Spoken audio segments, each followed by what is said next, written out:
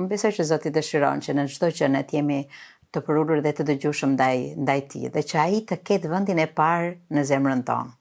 Edhe pastaj është shumë e lehtë ta dëgjosh Zotin, sepse unë besoj, e di pse është e lehtë, se unë besoj që Zoti edhe më tepër dëshiron të jetë pranë nesh.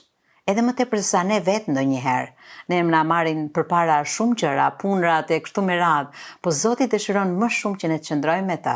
Kështu që patjetër që ai do të dëshiron të na flas. Ai nuk do që në një marrëdhënie lutje ne vetëm t'i kërkojmë atij kërkesa, ta bëjmë atë si llampa Aladinit, edhe pastaj të ikim, domethënë, ndërsa i kemi kërkesat të plotësuara. Ai dëshiron që ne ta dëgjojmë që ai ka për na thënë po ashtu. Edhe ai gjithmonë do ta vendosi gishtin te ato gjëra që bëhen pengesë her pas here në jetën tonë, në mbarvajtjen e gjithave gjërave të jetës përditshme. Pse? Sepse ashtu ne i shikojmë gjithmonë përmes filtrit që ne kemi vendosur në zemrën tonë.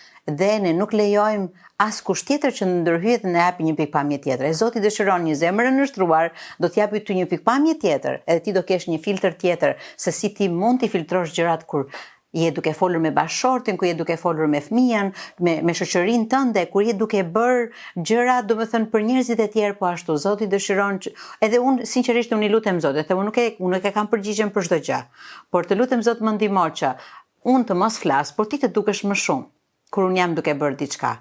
Domethënë prania jote të jetë aty, sepse e di që unë nuk i di do të gjitha. Edhe unë jam e sigurt që edhe tani unë e di që Zoti është me mua dhe ai është duke më folur, e duke më kujtuar ato gjëra që janë të nevojshme për secilin. Ndoshta thash kjo nuk është edhe aq e përgjithshme sa e thash që në fillim, sepse bëhet shumë personale pastaj. Zoti na flet neve secilit në mënyrë të veçantë.